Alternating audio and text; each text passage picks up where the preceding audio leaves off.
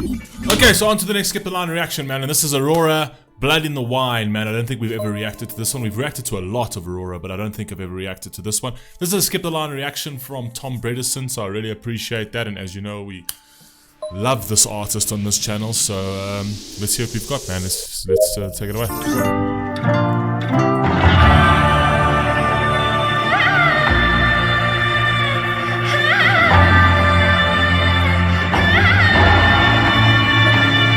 Bit of a Western feel on that.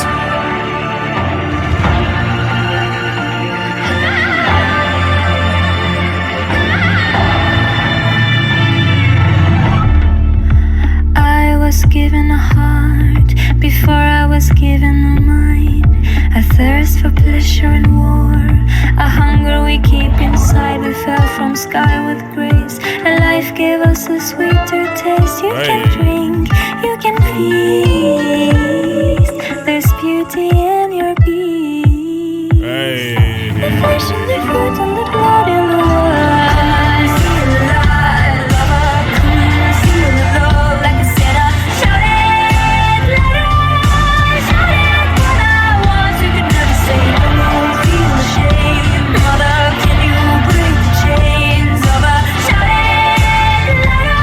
She's a beautiful song though. Aurora's songs, most of her songs are absolutely beautiful. I'm already getting the concept behind this song, but I'm going to take it back because I just want to hear something else.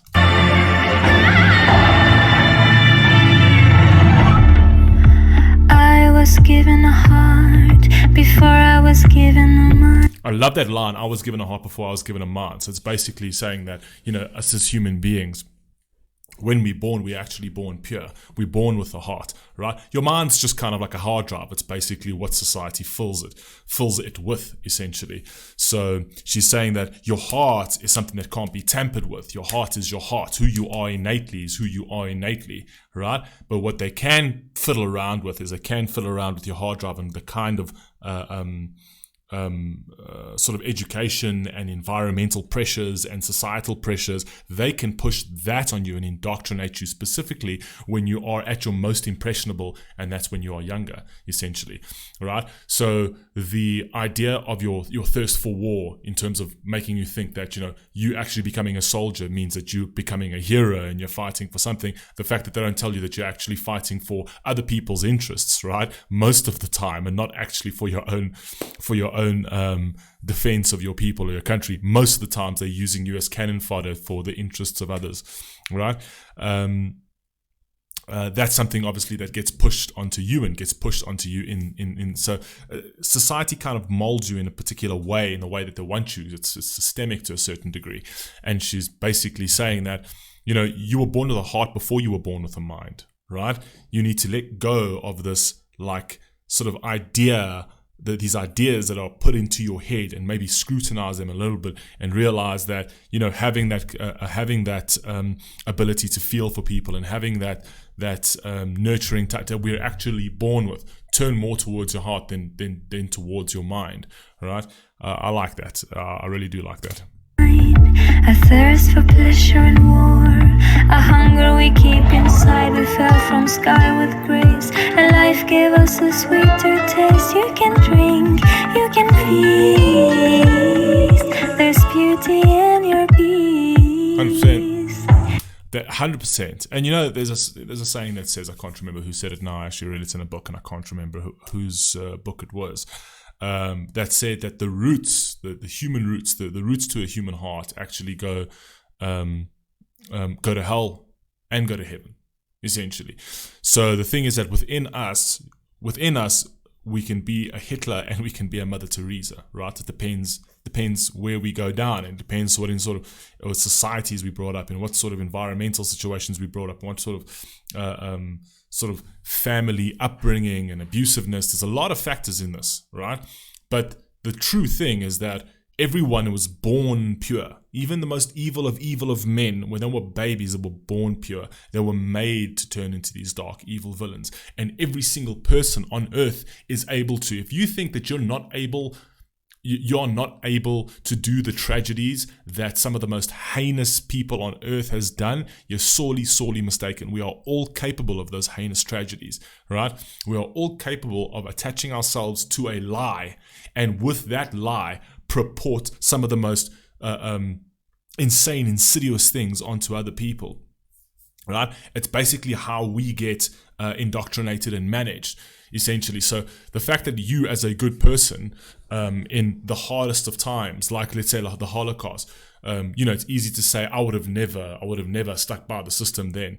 You cannot possibly say that, right? Because the system was everything. Everybody lived that lie, and if you didn't live that lie, right, you were kind of cast out the system or eradicated, essentially. So the majority of people, through fear, it's very hard for people to stand up, right? You don't get many people in the world that stand up against a system and go against it, right? It's too risky to do that. So the majority of people, right, rather just stick to the evil, and even though they know, even if they feel that it's not right, the longer they are in it, eventually they'll get to a point where even what they see with their eyes, right, they will doubt, right? Because you're in that system that's consistently trying to indoctrinate, it's trying to tell you that 2 + 2 is 5, right?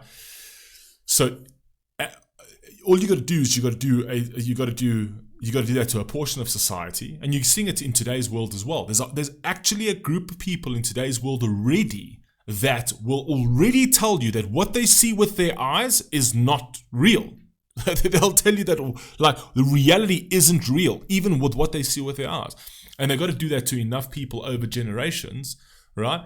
And eventually everybody will be following the lie. And it's always under compassion. All of these things are always under the guise of compassion. All of these heinous things were done under the guise of compassion. And it's very easy to brainwash people to do something under the guise of compassion, to the point that they are following something that is innately wrong. You know it's wrong, but you're doing it anyway.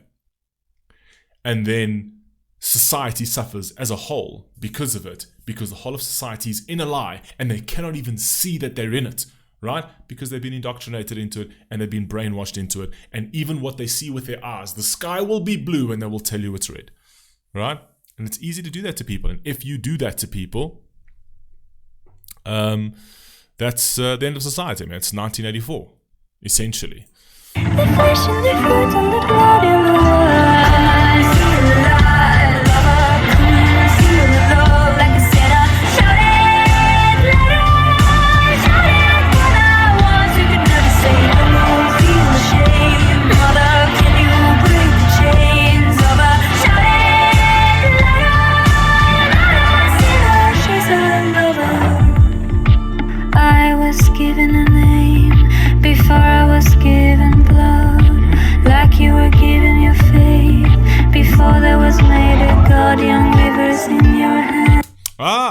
I like the idea that you were given a name before you were given blood. I mean, that's a beautiful thing. It's a beautiful concept, right? It's about your parents who are giving you this life, right?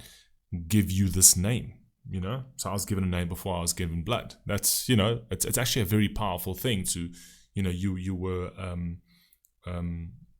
sort of validated to be coming into existence through the name that the person who created gave you. I think it's a very powerful thing. I'm very against kids today that be like, oh no, I don't want to, my parents gave me this name and, who are they to? It's like, it's actually a really, really beautiful thing. I'd like sort of like let go of your narcissism a little bit, right? That's at least something that you can take from them for having given you life. I was given a name before I was given blood, like you were given your faith before there was made a god. Young rivers in your hands and glass burning in promised lands. You can drink, you can feast. There's beauty in your being. So from a religious perspective, there when she's actually talking about like, you were giving your faith before you even knew what a God was. Essentially, I mean that's just society. Society needs something to believe in. It's always like that. There's actually no such thing as an atheist. Lots of people be, I'm an atheist. No, but you believe in something. Right, there's something that you believe in, whether it doesn't matter. I mean, certain things for yourself can be made God. If you use like, I'm an atheist, but I believe in money, I believe in business. You believe in that. You believe, and that's a religion of sense. You know what I mean? It's like, I believe in the free market. I believe in capitalism. I believe in business, essentially. Right? That's a belief that holds you and keeps you going. Right? Everyone believes in something. They wouldn't be able to exist without believing in something that gives their life a greater meaning or purpose. Whether it is this man in the sky or not this man in the sky, or whether it is Hinduism, or whether it is a secular belief, at the end of the day, you're going to believe in something. There's a religion to everything at the end of the day. Not religion in its orthodox sense, but there is some sort of fanaticism towards something. Right? Whether it be money, whether it be a God, whether it be whatever it is, spirituality, whatever it is, you're going to believe in something, because not believing in anything kind of like depletes what the very definition of your existence, essentially. So that's just down to you that, as you get older, you can make your own arguments about that. You don't have to follow the arguments of people from hundreds and hundreds of years ago. You don't have to follow those arguments. You can scrutinize those arguments. You can ask why when it comes to those sort of arguments, and then you can sort of try to understand whether those things sort of like connect well with you, and you're able to adapt them into your life, and they offer you any sort of meaning, right? But the idea that people say, "Oh, I'm atheist," there really isn't. You're always going to believe in something. You're not really an atheist in the true sense of atheism. You know what I mean?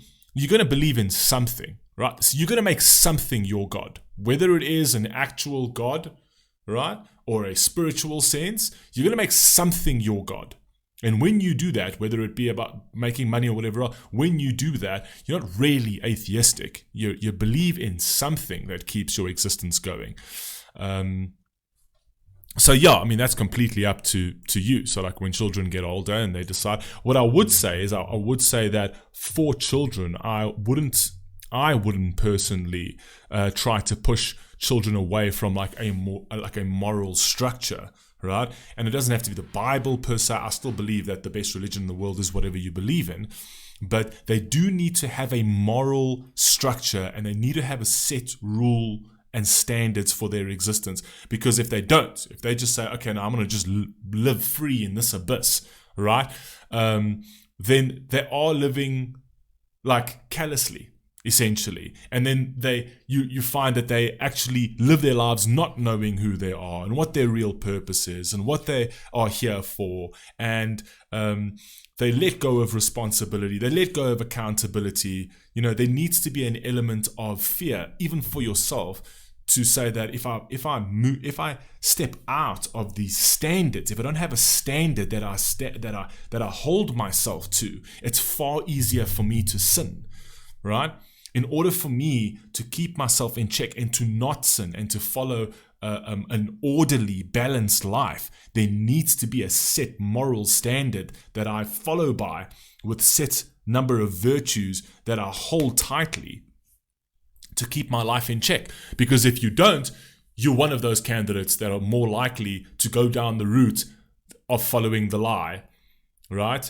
And being a net negative in society, as opposed to a net positive in society, essentially. That's my own opinion. But anyway, carry on.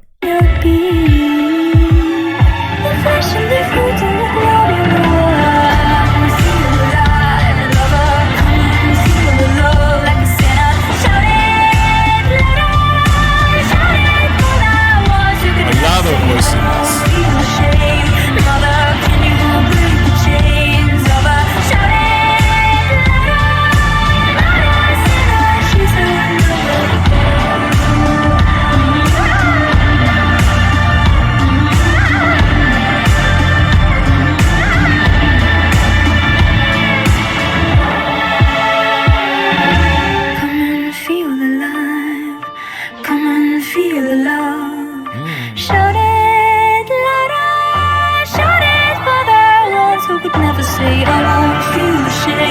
Mother, can you break the chains? I like the sound of this.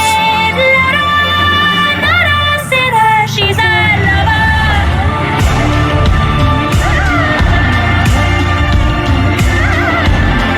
I love that. Whoa, beautiful, man.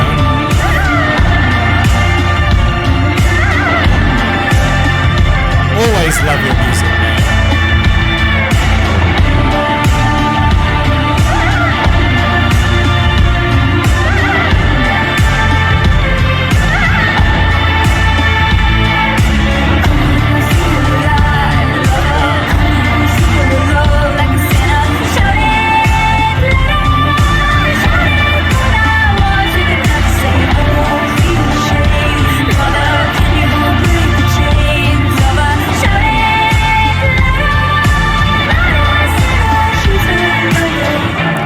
Song is, man.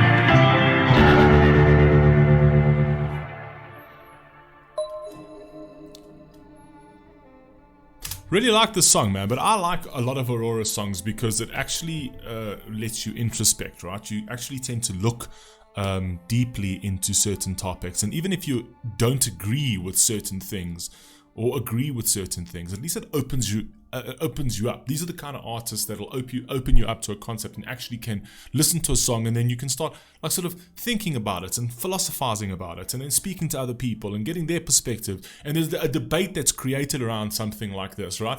And you get closer and closer to something, right?